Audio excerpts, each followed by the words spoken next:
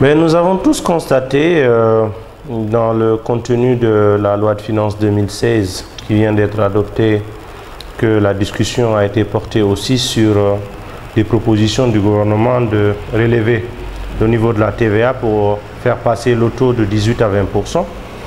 Et ceci a été adopté à la majorité des députés, ce qui représente nécessairement une augmentation des prix, particulièrement pour certains denrées de première nécessité et de grande consommation, qui étaient jusque-là exemptés, notamment l'huile et la farine, que les Guinéens consomment régulièrement.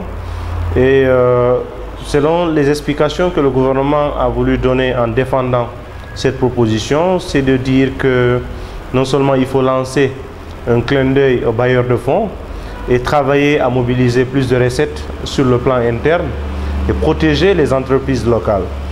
Maintenant, pour ce qui est de la vérité, et ce qui s'avère aussi par rapport à la réalité du terrain, c'est que ces arguments ne sont pas fondés dans ce contexte-là. D'autant plus que 2015 a été une année de récession économique. Les Guinéens ont continué de s'appauvrir. Aujourd'hui, plus de 60% de nos compatriotes vivent avec moins de 2 $ par jour. Vouloir augmenter les prix dans ce contexte-là, c'est aller soustraire davantage, plus d'argent dans leurs maigres revenus, parce que la plupart d'entre eux sont des consommateurs autonomes, donc des consommateurs de survie. À partir de ce moment-là, on ne parle plus de dynamisme économique. C'est vrai qu'un État doit se soucier de la mobilisation des recettes, mais encore une fois, la politique fiscale doit être suffisamment élargie pour ne pas que chaque fois que ce soit le consommateur lambda qui soit appelé à payer surtout la facture de la mauvaise gouvernance, parce qu'il faut aller chercher les causes de cette situation de récession économique et ne s'explique pas que par le fait d'Ebola, et s'explique aussi par le fait des contre-performances économiques liées à la mauvaise gestion de la chose publique. 2015 a été une année électorale. Nous avons vu comment de l'argent public a été dépensé par rapport à cette question électorale.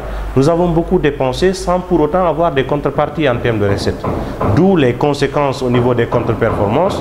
Et le gouvernement veut se rattraper en ayant des mesures fiscales un peu plus répressives et qui vont impacter dans le quotidien des Guinéens, parce que c'est leur revenu pratiquement qui sera davantage affecté en termes de contribution pour financer ce que le gouvernement n'a pas été capable de faire.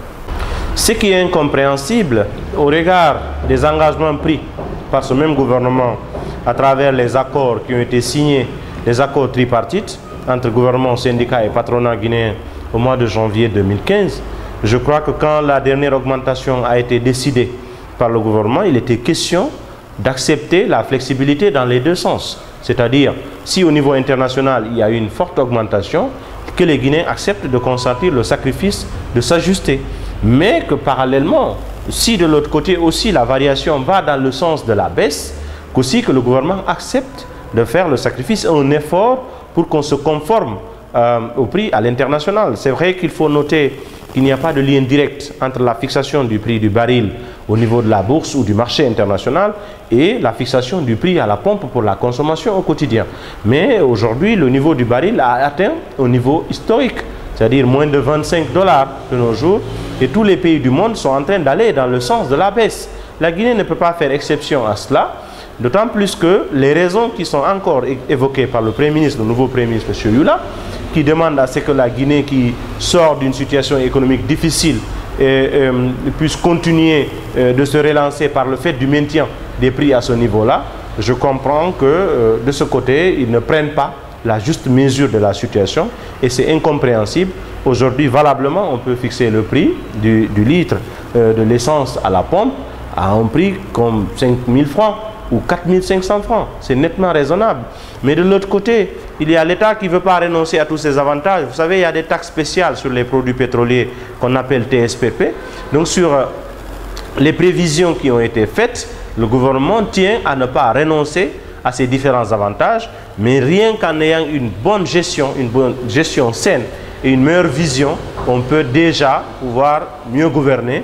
Et ce n'est pas en faisant de la répression fiscale ou en imposant le maintien d'un prix malgré que celui-ci ne correspond pas au marché international. Ce n'est pas comme ça qu'on règle les problèmes fondamentaux de l'économie.